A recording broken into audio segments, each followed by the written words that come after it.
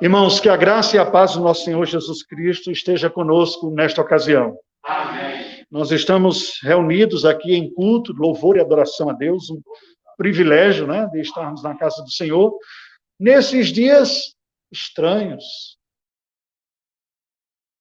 maus, diferentes, né? Que adjetivos nós podemos dizer para esses dias? Quem imaginava há 1 ano e meio atrás, há 2 anos, que o mundo estaria dessa forma como está hoje, né? Esse é o período, precisamente, que a gente está sem visitar aqui, né? Essa pandemia é a primeira vez que eu estou vindo. Tivemos a oportunidade de vir em outras ocasiões, e certamente todos nós fomos pegos de surpresa. Ninguém imaginava que estaríamos assim. Conversávamos há pouco, antes de começar o culto, sobre algumas perspectivas e como este momento afeta algumas coisas na nossa vida. Bem, todo mundo foi afetado em alguma medida. No mínimo, de estar usando uma coisa no rosto, assim, que a gente não fazia isso, né? E a gente está usando, dificulta um pouco para falar, para respirar, não é? Mas é uma medida protetiva que a gente está usando aí. Bem, isso foi algo, fora tantas outras coisas. Conversando com pessoas a respeito destes dias, hoje pela manhã, lá na sede, nós falávamos com alguém, entre a ocasião do encerramento de um culto e o início de outro, né? Por causa das restrições também, nós aumentamos a oferta de culto lá para algumas mais pessoas poderem estar presentes. E entre uma ocasião e outra, paramos e conversamos com uma irmã em Cristo, que ela estava compartilhando o desafio especial deste momento, tendo perdido o seu companheiro, marido, de tanto tempo, né, que se foi, não por causa da pandemia, mas morreu na época da pandemia.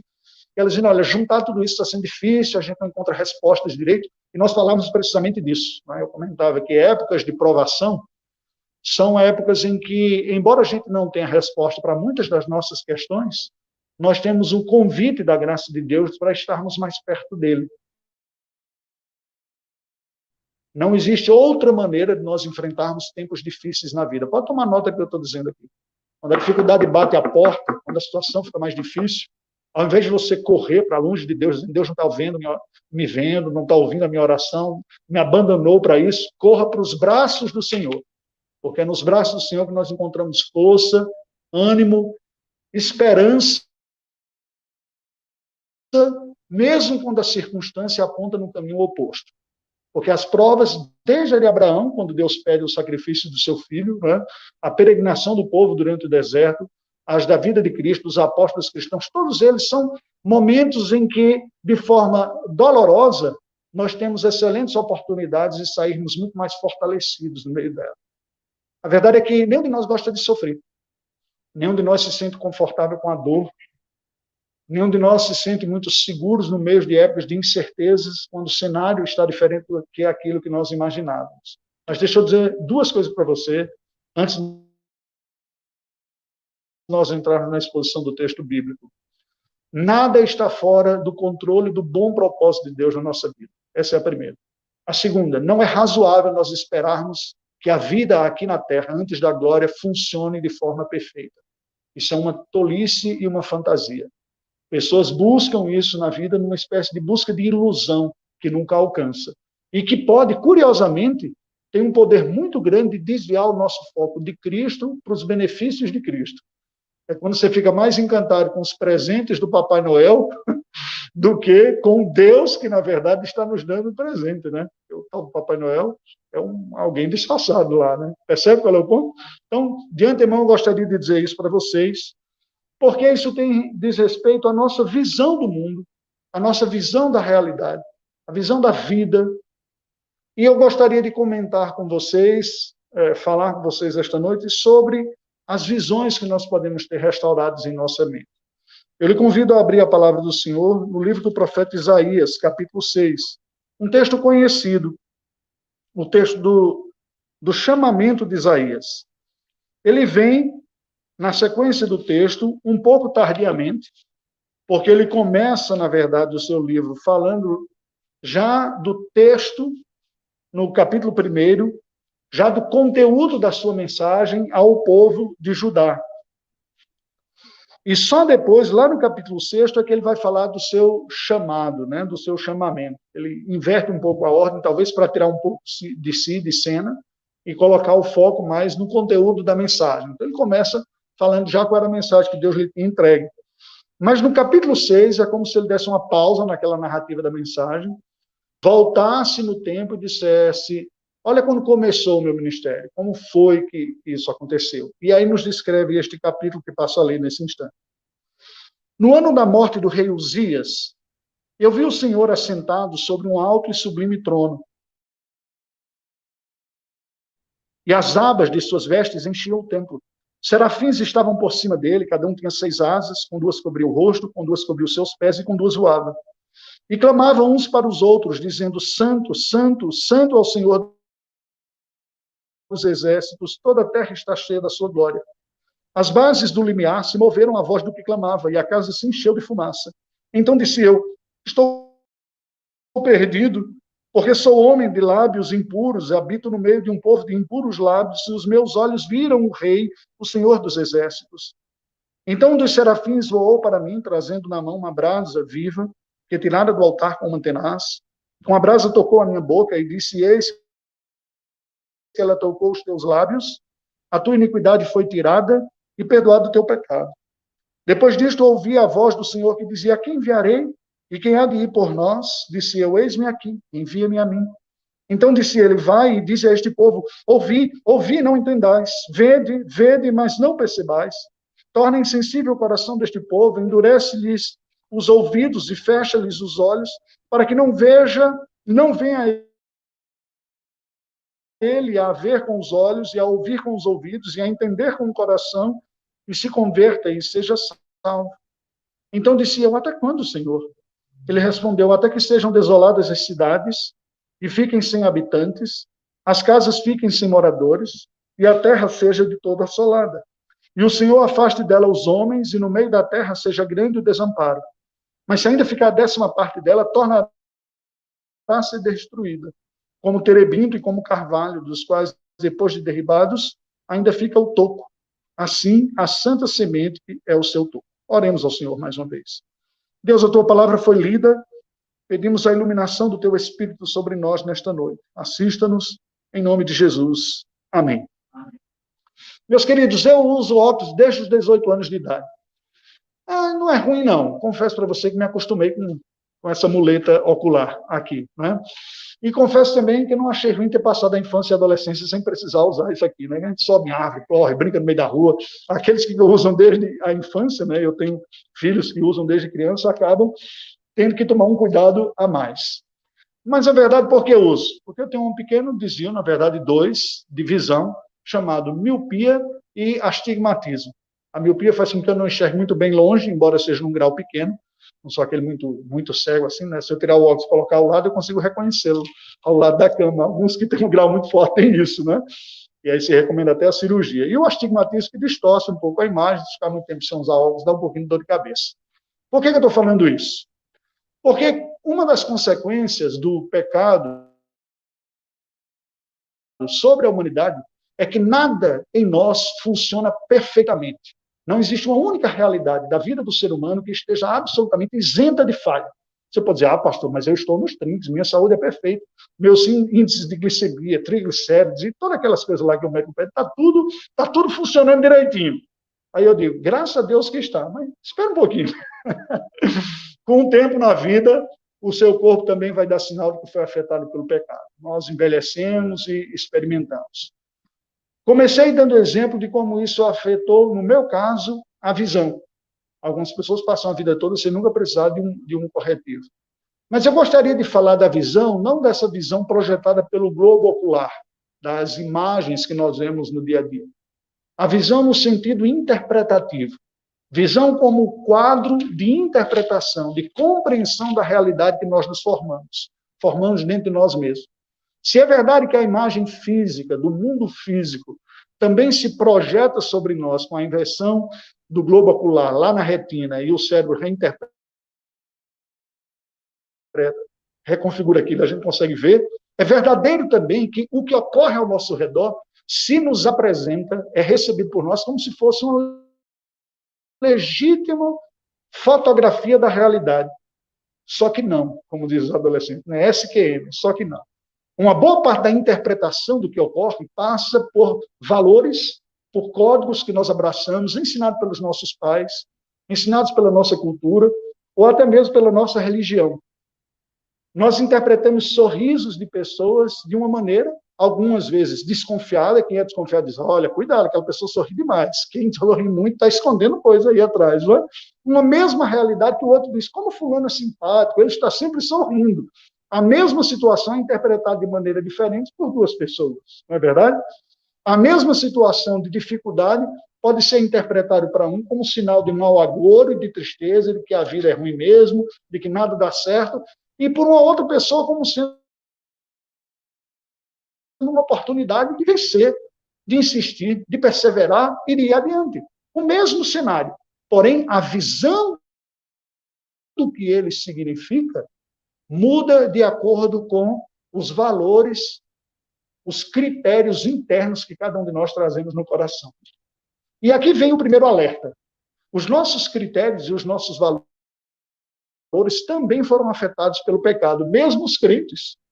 Não é incomum você encontrar durante o ministério do nosso Senhor Jesus Cristo, ao longo de toda a Bíblia, mensageiros da parte de Deus chamando a atenção do povo de Deus, de quem já é crente, porque estava vendo de uma maneira errada as coisas, entendendo de uma maneira errada. O nosso Senhor Jesus Cristo fez isso com o colégio apostólico. Quando ele está caminhando e passa pela região de Samaria e é rejeitado, Tiago e João dizem, Senhor, quer que a gente ore, que vamos orar, mandar fogo do céu para queimar esses impérios? Ele diz, que é isso? Vocês não sabem de que espírito são vocês? Apóstolos, seguidores de Cristo Jesus, interpretaram aquela situação de uma maneira hostil e disseram, vamos cascar fogo nesse povo aqui, não é? Ora, se o colégio apostólico enfrentou esse desvio, não é sábio nós imaginarmos que nós temos uma leitura plena, bonita e perfeita. E, na verdade, a vida mostra para aqueles que estão atentos que nós também não fazemos estas leituras. Podemos ser excessivamente crédulos para com algumas pessoas ou excessivamente desconfiados para algumas outras. Podemos ser fantasiosamente crentes, acreditando que se eu tiver fé, dedicação, ler a Bíblia, orar, eu não vou enfrentar problemas, ou podemos ser consideravelmente pessimista, achando que Deus fica dia após dia lançando mais uma arapuca ou se não, ele deixou o diabo ficar brincando no nosso quintal. Né? A verdade é que nós buscamos a orientação da palavra de Deus precisamente para corrigir esse desvio de olhar que todos nós estamos afetados, em maior ou menor grau, devido ao pecado que ainda habita em nós. Curiosamente, nós percebemos isso a partir do texto de Isaías 6, com uma visão.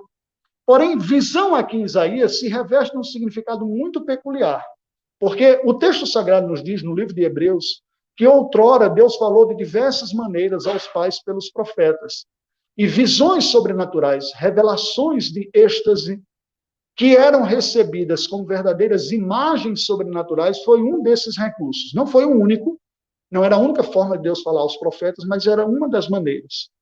Deus, nos tempos antigos, se utilizou de recursos de revelação como sonhos. Alguns tiveram esses recursos. Daniel é um dos exemplos de profetas que teve sonhos e capacidade de interpretá-los. Jacó, o patriarca, também teve em algum momento ou outro. Visões é outra categoria. Na palavra do Senhor,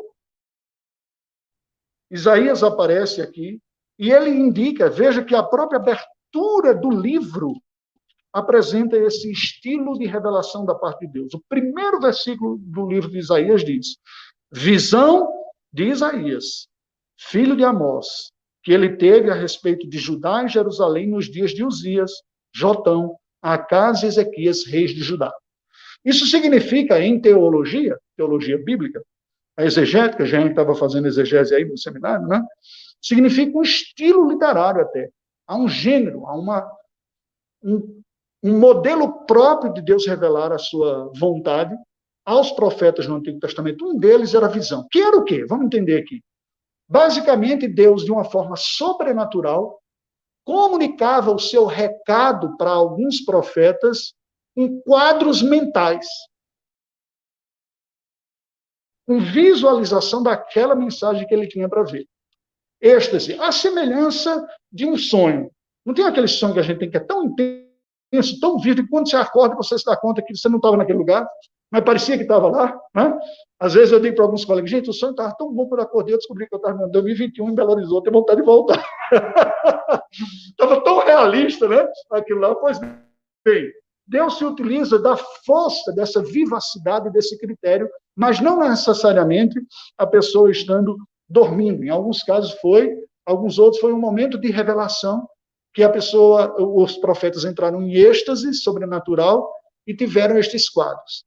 E a partir da visão de Isaías, revelada por Deus a ele, lá atrás, quando ele recebe o seu chamamento, que nós vamos refletir sobre algumas visões que nós precisamos ter restauradas. Nós não teremos a visão como Isaías teve, uma experiência sobrenatural aqui, mas nós vamos direto ao resultado que Deus queria comunicar com esta visão, que esse sim foi registrado aqui, a gente pode aprender. Vejamos quais são os elementos principais presentes nesta visão. Primeiro, a visão revelava Deus, uma visão de Deus. Assim como Isaías teve, nós também precisamos ter uma visão clara, bíblica e acertada de Deus em nossa vida. Olha como ocorreu a de Isaías aqui. No ano da morte do rei Uzias, eu vi o Senhor assentado sobre um alto e sublime trono, e as abas de suas vestes enchiam o templo. Primeiro ele localiza no tempo e no espaço aqui esta sua profecia, esta mensagem. Quando foi que ocorreu isso? A maneira de datar do Antigo Testamento é diferente da maneira que nós datamos. Nós colocamos dia, mês e ano, não é assim? Mas nem sempre foi assim, e nem mesmo na época depois de Cristo. Isso é o calendário chamado Gregoriano, que foi instituído por um Papa Gregório lá, para uniformizar as datas de todos quanto eram os documentos. Nos dias dos reis, a maneira de se datar era contado os anos, dias, meses e anos do rei em governo naquele momento. Não era a data 1, 2, 3 e seguido sequencialmente, embora os judeus usem já há um certo tempo essa datação, supostamente desde a criação até os dias de hoje. Mas nos dias bíblicos você vai encontrar, no primeiro ano do reinado de fulano, no segundo ano do reinado do outro rei, ele está datando, está dizendo no tempo, para que o leitor saiba quando aquilo ocorreu. Aí vai na biblioteca lá para descobrir quem era o rei, qual foi o período que ele reinou, e aí você sabe a noção. Bem, Isaías nos apresenta aqui quando foi que ele teve essa visão do trono de Deus. Foi na morte do rei Uzias. Esse rei Uzias também é conhecido como Amazias, em uma outra ocasião. São dois nomes, né? Como algumas pessoas que têm dois nomes, às vezes você conhece pelo nome, às vezes conhece pelo sobrenome. Aqui, no Brasil, eu sou principalmente conhecido como Raimundo. No campo missionário onde eu servi, as pessoas conheciam mais como Reverendo Montenegro, ia pelo sobrenome, então depende do lugar. Na minha família, eu sou Raimundinho, né? E assim, cada um de um certo jeito. Eu me lembro de uma vez que eu visitei a igreja de Campina Grande, e a esposa do pastor que conhecia há muito tempo, né? Disse, olha, quem está conosco aqui é Raimundinho. Aí depois ela se tocou, eu estava na igreja, era o pastor, aí ela foi corrigir, né? Reverendo Raimundinho, eu não sei se ficou melhor ou pior, né? Mas a verdade é que, assim, é a mesma pessoa.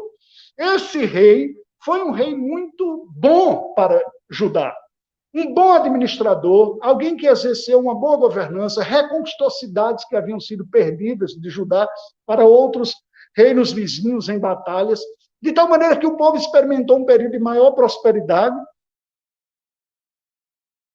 e de pacificação também. Sabe quando você experimenta um período bom, de um bom governo, que o país se desenvolve, que existe melhor economia, todo mundo fica feliz, né?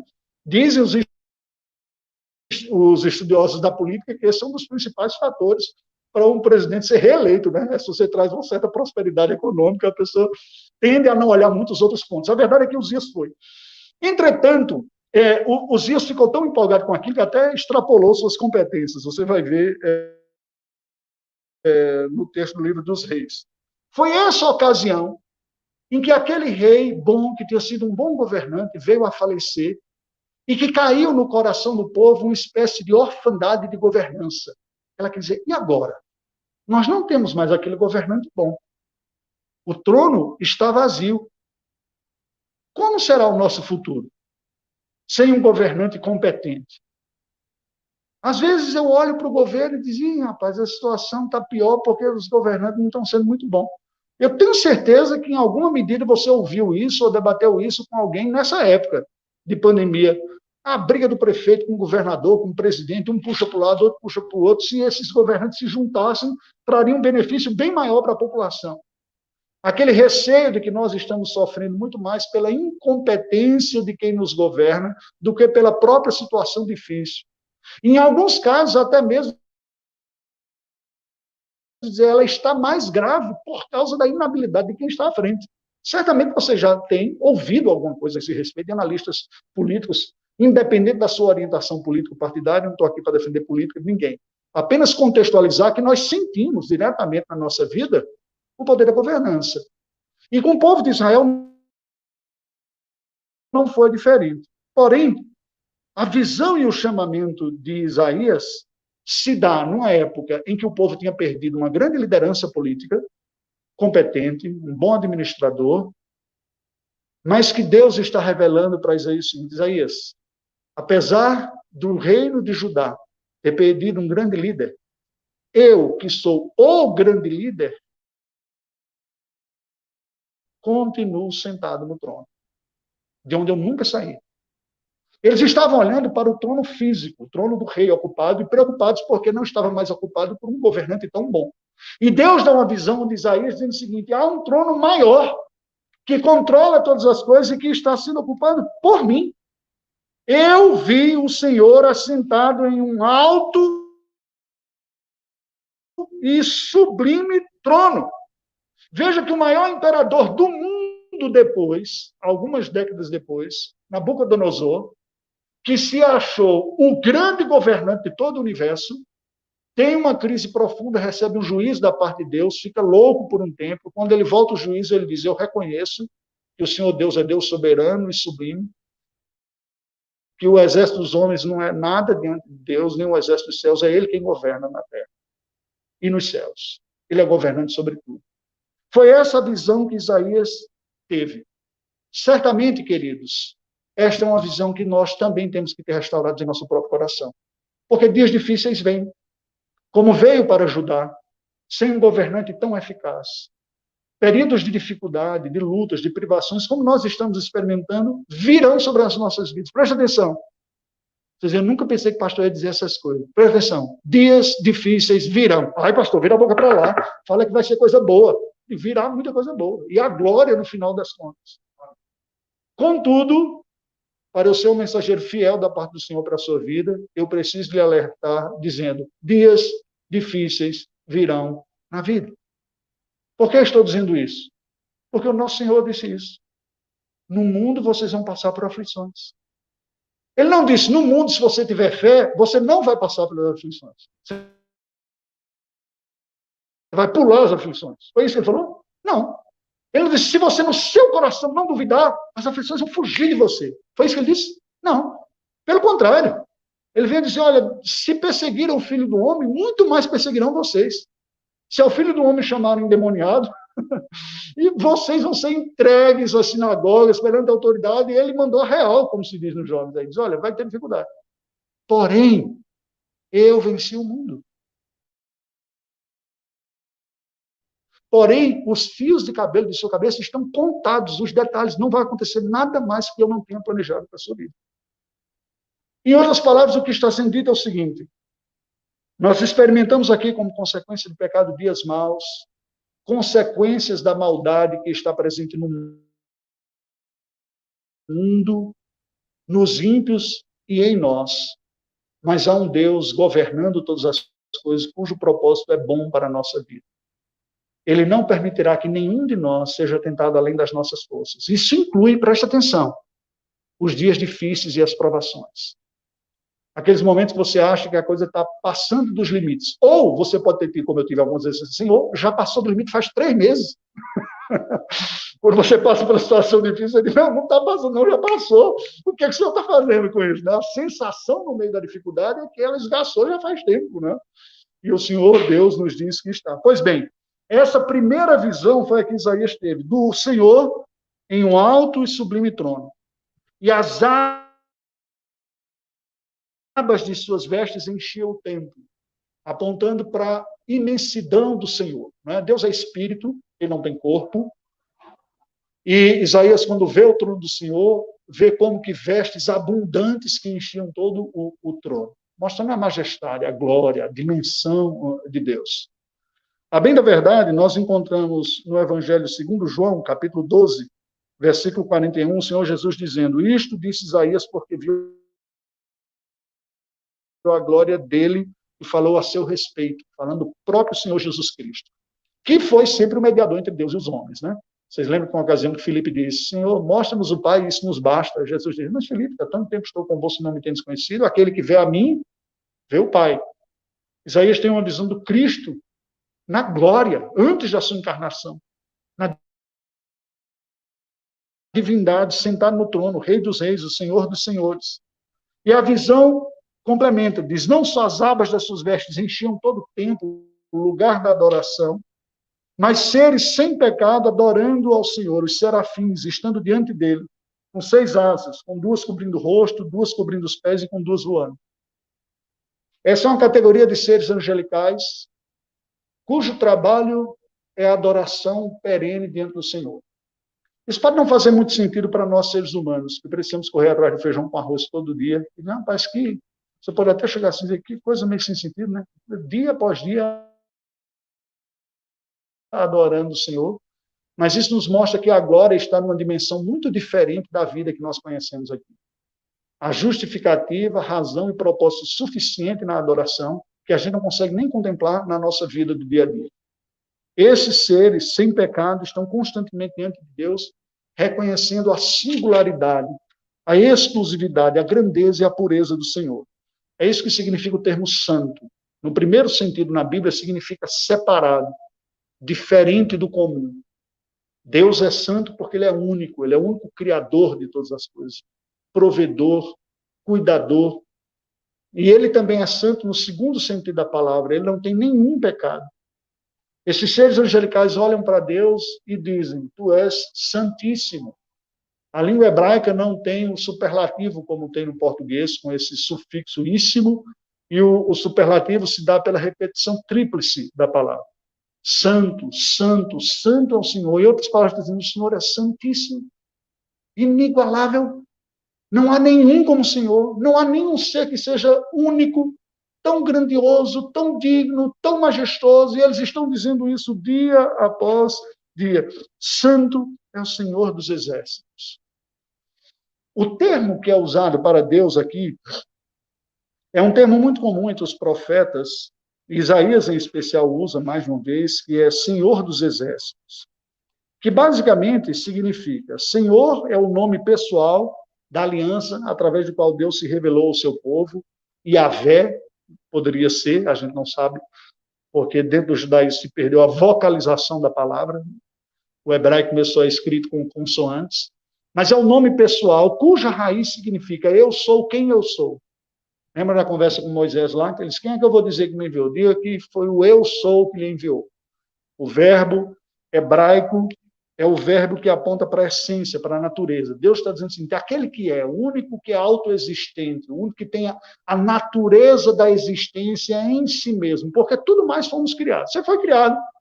Um dia deram a notícia para os seus pais que sua mãe estava grávida e você começou a existir. Deus não, ele é aquele que sempre foi e é o Senhor, o autoexistente, o Deus pessoal que se revela e que é soberano sobre todas as forças que há. Senhor dos exércitos significa o Deus pessoal, autoexistente, que comanda sobre todas as forças que existem. A Bíblia chama de exército dos céus, exército da terra. Quando a gente fala em exército, a gente pensa num poderio militar, né? A Bíblia faz referência a exército como esse conjunto de forças criadas por Deus.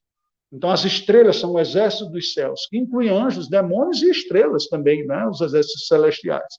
Esse é o Senhor. Como é fácil nós perdermos de vista que o Deus a quem nós servimos é o Senhor dos exércitos, não é? Como é fácil a gente ficar pensando na vida só em termos do desafio diário, em termos da necessidade da comida, da bebida, dos relacionamentos, de ser livre da dor, ter atenuado a nossa crise aqui, e perdermos de vista que há um ser todo-poderoso que quer o nosso bem, que se revelou a nós, controlando, dirigindo e governando todas as coisas. Pois bem, é isso que Isaías vê. Ele vê o Senhor. Ele vê o Senhor no alto trono. O trono é lugar de governo. Como aquele que governa. Um ser eterno, infinitamente mais competente do que qualquer melhor rei que tivesse aqui, o melhor governante da terra. Diferente dos governantes humanos, o melhor deles é muito pior do que Deus. Porque Isaías, ao ver o Senhor, vê o Senhor que está recebendo o adjetivo constante de seres sem pecado, que não pode mentir com os anjos, dizendo, tu és santo, santo e santo. Queridos, eu não sei você, mas eu posso confessar para vocês que eu preciso lembrar o meu coração constantemente de que a vida não está solta, ela está sendo governada pelo Senhor. Nos dias maus, nos dias difíceis, nos dias de dúvida, nos dias de dor, nós precisamos pregar para o nosso próprio coração a imagem que é nos descrita aqui e restaurarmos a visão de que há um Senhor no trono. Ele governa, ele reina, ele lá está, ele é digno de adoração. Toda a terra está cheia da sua glória, termina essa exclamação aqui, toda a terra. O problema é que nós nem sempre percebemos a glória do Senhor. Nós percebemos os desvios, percebemos as lutas, percebemos as dificuldades, mas não vemos a glória do Senhor manifesta de formas simples no nosso dia a dia, na provisão, no pão diário, na saúde, no ar que respiramos, na amizade, na família, naquela pessoa que nos ajuda no momento difícil, no próprio amparo do Senhor, na palavra do Senhor Deus que nos alimenta, a glória do Senhor se manifesta. A Bíblia diz que os céus proclamam a glória de Deus e o firmamento anuncia a obra de suas mãos. Como cristãos, nós somos chamados a reconhecer a glória e a grandeza de Deus naquilo que o pagão só vê a natureza. Nós vemos a mão de Deus. Naquilo que o pagão só vê, isso é a biologia, assim mesmo funciona, cicatriza. Nós vemos a mão de Deus presente. É isso que Isaías está vendo, e isso mexe com ele. O versículo 4 nos diz, as bases do limiar se moveram à voz do que clamava, e a casa se encheu de fumaça. Na palavra do Senhor, nós lemos o texto hoje no livro de Reis, da inauguração do templo. Quando a inauguração do templo é feita por Salomão, o texto bíblico descreve que aquela casa se encheu de fumaça. Porque na palavra do Senhor, a fumaça no tabernáculo e no templo representa a majestade de Deus que transcende a realidade natural. Por que a casa se enchia de fumaça? Para dizer o seguinte, olha, o Deus que aqui é adorado, ele é de outra natureza, ele é muito mais glorioso, você não consegue percebê-lo só pelas coisas naturais. Assim como a fumaça turva o ambiente, você não consegue perceber naturalmente onde estão as coisas, se tiver uma fumaça muito grande, não é? A fumaça apontava para uma realidade que era maior. Pode ver que as próprias orações eram representadas pelo incenso, que era a fumaça que era apresentada e que subia. Então, o que está sendo dito aqui, o Senhor, a glória do Senhor é uma realidade que vai muito além daquilo que os meus olhos conseguem enxergar. Geazi, o auxiliar de Eliseu, tinha dificuldade de viver pela fé, e Deus, em um dado momento em que a cidade está sendo cercada pelo exército sírio, ele diz, fica calmo, muito maior é aqueles que estão conosco, muito mais numerosos do que aqueles que estão contra nós. Mas como assim? Eu estou vendo um exército, um baita do exército sírio aqui para destruir a gente. E ele ora dizendo, Senhor, mostra para esse rapaz. E Deus lhe abre os olhos e ele vê um exército celestial de anjos. Nós só contemplamos isso pela fé. Quando Isaías tem essa visão do Senhor governando, poderoso, glorioso, isso mexe com ele. Olha o que diz o versículo seguinte. Ele tem uma nova visão de si mesmo agora. Versículo 5. Então disse eu, ai de mim, estou perdido, porque sou homem de lábios impuros, habito no meio de um povo de impuros lábios, e os meus olhos viram o Rei, o Senhor dos Exércitos. Algo que Isaías já explica, dizendo que ele viu o próprio Senhor Jesus Cristo, né? Glorificado lá naquele instante. Sabe algo curioso na Escritura Sagrada? Todas as vezes que pecadores, criaturas limitadas como nós, tiveram percepções de Deus, essas percepções foram, paradoxalmente, um misto de uma profunda admiração, atração, um desejo de estar próximo, conhecê-lo, e, ao mesmo tempo, de temor e consciência humilde de nossa inadequação. Isso parece uma contradição, mas, na verdade, é um paradoxo. Qual é a diferença entre elas? O paradoxo Parece uma contradição, mas quando você estuda melhor, você entende. Não poderia ser diferente. Olhar um ser tão grandioso, tão perfeito como é, vai exercer um poder de atração, sim, porque não há nada mais rico, glorioso e poderoso do que isso, como se você tivesse visto uma pérola de grandioso valor. Mas, por outro lado, se ele é tão poderoso, tão santo, justo e puro, haverá um sentimento de inadequação, ainda é perigoso demais para mim. Que não só isso, que não sou puro como Deus é puro, que não sou tão grande como ele é grande, o poder dele é muito grande, eu sou quase nada diante dele. A sensação de inadequação diante de Deus acompanha necessariamente aqueles que verdadeiramente o veem. Só se sentem muito confortáveis com Deus aqueles que estão conhecendo ídolos. Porque o ídolo você manipula. Faz uma estatuazinha, não gostei desse estátua, não, tira a cabeça dele, vamos colocar uma outra aqui, que fica mais bonito. Aumenta o braço, diminui o nariz, você controla o ídolo do jeito que você quiser. Mas Deus não. Deus haverá necessariamente de gerar naquele que o adora aquela sensação de que ele é muito maior do que eu sou. E eu sou muito inadequado na presença dele. Porém, esse ser infinito, poderoso e glorioso se revela a nós como misericordioso, bondoso e acolhedor. E por isso esse poder também de atração e de fascínio. Pode ver na escritura de Gênesis a Apocalipse. Todos os personagens que tiveram uma visão de Deus foram visitados por esse sentimento misto, duplo, paradoxal. Da grandiosidade, do encanto e, ao mesmo tempo, do sentimento de inadequação. Eu me sinto atraído, mas com temor diante dele. Isso acompanha. Isso foi presente o tempo todo, inclusive no ministério do nosso Senhor Jesus Cristo. Quem é esse que até o vento e o mar lhe obedecem? Estão com Cristo ali no barco. O Senhor Jesus opera o milagre. Quem é esse? Pedro disse, Senhor, afasta de mim porque sou pecador, quando tem a primeira vez que olha. Mas, por outro lado, ele disse, para onde nós iremos se és tu que tens as palavras de vida? O Senhor é que é o Salvador, eu tenho que seguir o Senhor. Mas o Senhor me desconcerta muitas vezes. Porque a visão da glória de Deus necessariamente contrasta com a visão de quem nós somos. Preste atenção que essa segunda lição, segunda visão que nós temos e que precisamos ter restaurado dentro de nós. Quem nós somos realmente. Nós temos uma leitura superficial nossa. Hoje, em casa, após o almoço, deu uma pequena CPI lá, né? Existe uma regra interna lá de limpeza dos pratos, né? E aí houve um desacordo profundo lá em quem seria o responsável para lavar, porque não cumpriu a tapela e tal, e a segunda regra é que aquele que não cumpre acumula para o outro, eles não, eu avisei, você que não veio, gente, deu uma discussão, disse, olha, sem somar criança, é extremamente desgastante, tem que deliberar esse respeito, entrem vocês no entendimento, né? E demorou, no final, chegou a uma solução lá. Mas por que eu estou falando isso? Sem a referência de Deus sobre nós, quando nós somos entregues a nós mesmos, porque isso apareceu lá no meio da conversa, né? Que a conversa foi, né? Então quer dizer que se a maioria disser de um jeito, vai estar certo. A maioria pode estar errada. Eu falei, é isso mesmo. A chamada ditadura da maioria. Democracia é uma ilusão, não é porque a maioria quis que é o melhor. A maioria pode querer uma coisa errada. Né? A gente estava dizendo, então qual é? Aí o outro falou assim, então é só chorar e reclamar que tem um favor. Em vez de seguir a regra. Assim, bons argumentos, né? Para falar dos conflitos humanos. Foi uma conversa interessante lá. E aí o ponto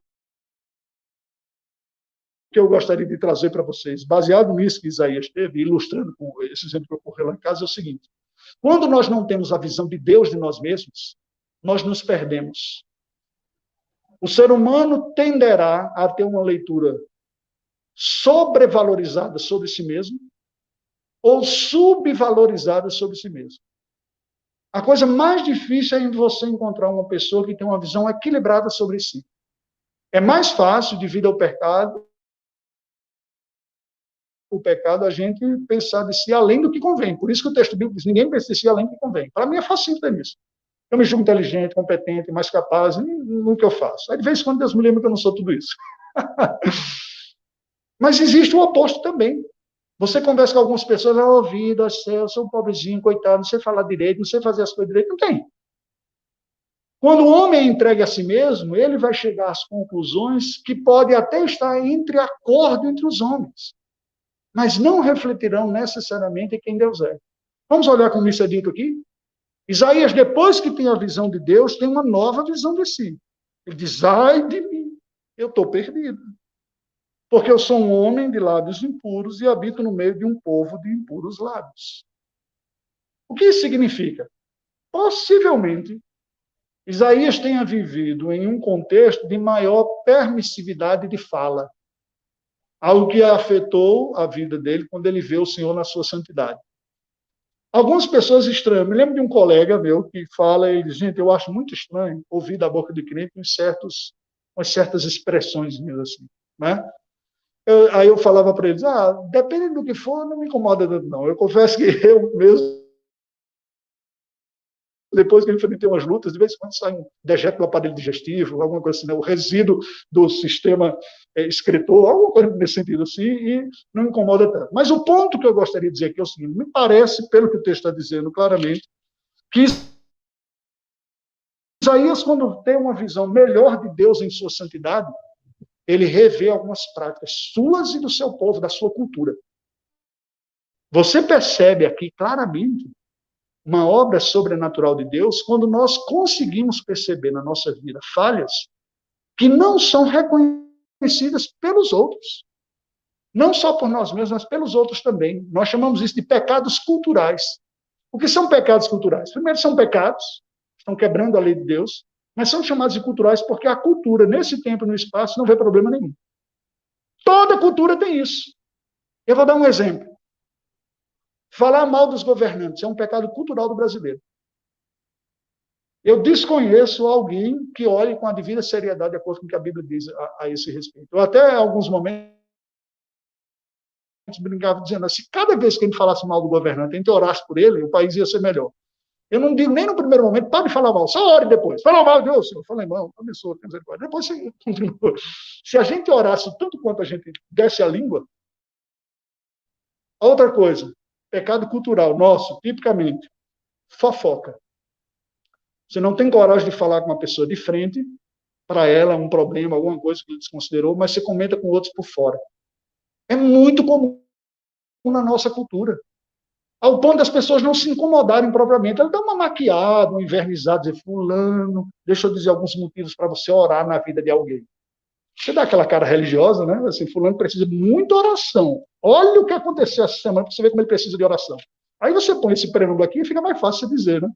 Mas o que é isso? Quando você está externando para uma outra pessoa um pecado de um terceiro que você não moveu uma única palha para tentar ajudar aquela pessoa para melhorar naquilo lá. Isso é o quê? É fofoca. Tecnicamente, isso é difamação. É quando uma má fama, uma má ideia sobre uma pessoa é passada adiante. Preste atenção, não precisa ser mentira, não, porque mentira é calúnia. É quando se fala mal de uma pessoa sem ser verdadeira. É tão grave que é crime. É previsto no nosso Código Civil como crime independente do Estado ser laico. Ele diz, você levar adiante uma imagem negativa de uma pessoa é crime, sendo verdadeiro ou falso, porque isso não contribui para o bem comum. Percebe? Isaías tem essa percepção de, ai de mim, eu tenho lábios impuros e habito no meio de um povo de impuros lábios. Ele ganha uma convicção mais profunda do pecado e da sua miséria que extrapola a conivência social, a concordância cultural. Há muitas coisas, especialmente se você tiver a oportunidade de sair, passar um tempo fora, quando você volta, você percebe algumas coisas nossas aqui que incomodam. Nós somos uma cultura muito sensual. Nossos jovens, pré-adolescentes e até crianças já começam a pensar nestas coisas quando não tem idade para isso, não tem condições de ter nenhum tipo de intimidade, mas a gente convive naturalmente. Às vezes os pais falam, que coisa bonitinha, dá um beijinho no priminho, que coisa linda, né? Estimulando o menino. Naturalmente não estaria pensando naquilo, mas a própria cultura como um todo erotiza as crianças. Percebe? O que é que a gente precisa? Aí presta atenção, como é que a gente cura isso? Como é que a gente resolve? Tendo uma visão bíblica a respeito do ser humano. Eu preciso olhar para mim como a Bíblia diz. O que sou eu? Eu sou um ser criado à imagem e semelhança de Deus, portanto, com qualidades únicas como ser humano, que outras espécies não têm, porém afetado pelo pecado, com estrago, com desvio dentro de mim. Eu devo desconfiar de mim mesmo, mesmo como sendo convertido, mas saber que em Cristo Jesus eu sou chamado para ser refeito em uma coisa melhor, parecida com Ele. Isaías tem essa visão. Terceira visão que nós encontramos aqui. Ela está presente ainda. Diz no versículo 7, com a brasa tocou a minha boca, perdão, versículo 6. Então um dos serafins voou para mim, trazendo na mão uma brasa viva que tirara do altar com uma tenaz. Com a brasa tocou a minha boca e disse, eis que ela tocou os teus lábios, a tua iniquidade foi tirada e perdoado o teu pecado. Ainda está nessa visão de si mesmo. Porém, aqui, Isaías está vendo o processo de redenção, de santificação experimentada, que é doloroso. Veja, é uma visão. Nessa visão, ele viu o anjo pegando uma tenaz. Tenaz não é cola escolar, não, viu, Julia? Tenaz é pegador de brasa. A gente não tem aqui. A gente tinha lá na Albânia, porque tinha que aquecer a casa, eu usava lá, tinha duas, né?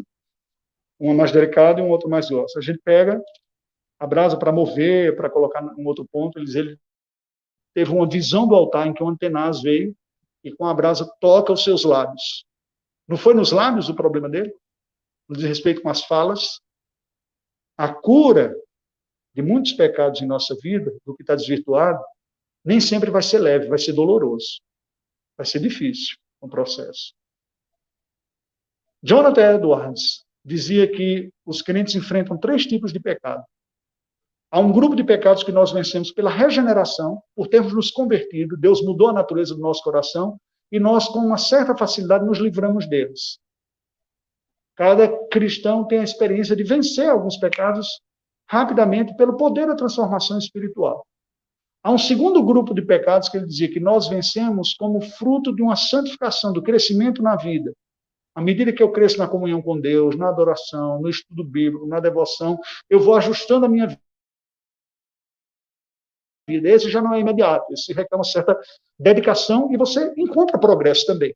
Isso é importante, porque tanto João Batista como o Senhor Jesus disse que as árvores dão fruto. O presbítero Anderson orou ou falou alguma coisa nesse sentido no início do culto aqui. Isso vai se evidenciar. Mas há um terceiro grupo de pecados, ele dizia, que eles são resistentes. E a cada dia eles voltam de novo. E você vai lutar contra eles e eles vão continuar resistindo. E diz, esses daí você não pode entregar os pontos. Você vai lutar contra eles até o final da vida. Mas você tem que feri-los com flechadas mortais todos os dias. Porque senão, como um monstro, ele volta e ele ataca, ele devora. Percebe? Então há uma luta ainda aqui, porque o pecado ainda há em nós. Mas marca a vida do cristão perceber a gravidade, revoltar-se contra ela e lutar contra ela. É doloroso. Porém, preste atenção. A nossa cura espiritual não está na nossa capacidade de vencê-lo. Esse texto aponta para uma necessidade aguda. A dor mais profunda que traz a verdadeira cura foi paga pelo Filho de Deus em nosso lugar. Isaías experimentou uma dor numa experiência sobrenatural, de uma visão em que seus lábios foram tocados, mas isso em si não resolve o seu problema. O problema dele com o pecado, assim como o meu e o seu, são resolvidos pela dor mais profunda, que vai na raiz do problema do pecado, que foi experimentada pelo Filho de Deus na cruz do Calvário. Ele, sim, experimentou as últimas consequências do pecado. Cristo Jesus, sim, na cruz do Calvário, experimentou a ira de Deus contra o pecado, ao ponto de ele dizer, Deus meu, por que me desamparaste? Ele experimentou o fel de amargura de todo o pecado vindo sobre ele e o castigo de Deus pleno. Deus nos poupa desse nível de sofrimento, senão nenhum de nós aguentaria. Presta atenção. Portanto, na sua luta contra o pecado, não se julgue o bonzão porque você está sendo muito duro contra o pecado. Porque o bonzão foi para a cruz. Ele aguentou toda a ira de Deus contra o pecado. O que resta a você é a parte da responsabilidade de experimentar e se apropriar daquilo que Cristo Jesus executou. Depois que Isaías vê isso, ele se volta, né? Diz o texto sagrado que ele se volta e diz ao Senhor, ele ouve a voz do Senhor dizendo, verso 8, a quem enviarei, quem há de ir por nós? E aí ele tem a terceira visão, que é a visão da obra de Deus, a visão do ministério da proclamação, daquilo que Deus está fazendo. Quando Deus lhe mostra isso, você viu quem eu sou. Você viu quem você é e como você precisa da minha graça, também para a sua santificação. Agora veja a obra que precisa ser feita. Nessa época em que Judá prosperou, há uma tendência ao desvio no meu povo. Quem vai ser meu porta-voz? Ele responde, eis-me aqui, envia-me a mim. A terceira visão é a visão da obra de Deus. E de se ver participante desta obra. Preste atenção que isso é importante. Nós podemos ser uma congregação pequena aqui no bairro da Nova Suíça, mas nós não somos pessoas, vocês não são pessoas desamparadas, incompetentes, que têm pouco a entregar. Vocês têm tudo aquilo que vocês têm. Se vocês creem no Senhor Jesus Cristo como Senhor e Salvador de suas vidas, vocês têm um evangelho da salvação dentro de vocês, que foi capaz de salvar vocês e, portanto, tem o mesmo poder de salvar outras pessoas. A pergunta, quem eu enviarei, deve ser respondida por cada um cristão dizendo, envia-me a mim. Aqui estou. No meu limite, na minha capacidade, no espectro que o Senhor colocou para mim, eu serei um porta-voz do Senhor. Agora, preste atenção, para concluir esta mensagem. Nós não podemos ter uma visão irreal da obra de Deus. Algumas pessoas olham para a tarefa de proclamação do Evangelho como uma coisa tão alta, tão gloriosa, tão difícil, tão complicada, tem tanto medo de falar alguma coisa e falar errado e depois atrapalhar, que nunca falam. Isso é comum em algumas igrejas conservadoras como a nossa. Ao longo dessa minha jornada cristã, eu já vi muitos jovens, pastor, e se eu falar errado? Eu disse, falar errado, você pede perdão. E disse para a pessoa, falei errado, deixa eu falar direito agora, porque eu fui pesquisar e aprendi o que é. E a pessoa, com medo, fica atrás. Ah, mas eu não fiz teologia, né? Eu não conheço direito. Você pode entregar o que você tem. Aí é preciso ter humildade para reconhecer, olha, o que eu sei é isso aqui. Eu entrego o que eu sei. Aliás, todo mundo só entrega o que tem, não é? Não é verdade? Quem tem amor, paciência e graça, entrega amor, paciência e graça. Quem tem ira, inveja e amargura, entrega ira, inveja e amargura para os outros. Quem tem Jesus no coração, entrega Jesus no coração. Ah, mas eu não sei explicar tudo, eu explico. Você que sabe. Deus diz, quem vai por mim? A quem enviarei? Isaías diz, eis-me aqui. Então tem uma visão real. A obra de Deus não é nem tão complexa e difícil que você não tenha nada a fazer e nem é aquela coisa tão fácil, tão tranquila, que basta abrir a boca e falar que tudo vai acontecer. O que Deus está dizendo para Isaías é precisamente isso. Vai e diz a esse povo, ouvi, ouvi e não entendais, vede, vede e não percebais. Deus já está avisando a Isaías que ele iria falar a palavra e as pessoas iriam rejeitar. Aí Isaías diz, mas até quando, Senhor? Porque é dureza, né? Você falar a verdade em nome de Deus e saber que vai ser rejeitado. Eu já falei isso várias vezes lá na primeira igreja. Quando eu vejo essa parte dos profetas, eu fico pensando, gente, eu não sei o que é melhor. Ou o que é pior, sei lá, depende. Se o pior é você sair para falar do ministério, desenvolver o ministério, sabendo que ninguém vai acreditar, ou é você sair na esperança de que alguém vai acreditar e ninguém nunca acreditar. Eu não sei se é pior você saber de antemão que ninguém vai acreditar, ou você não saber e sair na esperança.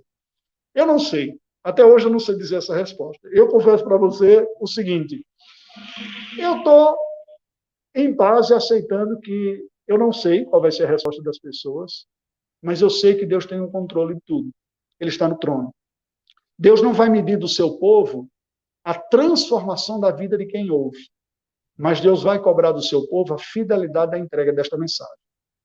Claro que quando Isaías ouve aquele, disse, mas até quando eu vou ficar falando com um povo de coração duro? Porque não é fácil você ficar falando e ser rejeitado, ser criticado. Vocês sabem o que é isso. Em algum momento, eu tenho certeza na vida de vocês, isso ocorreu, quando vocês foram testemunhar de Cristo para alguém e as pessoas rejeitaram.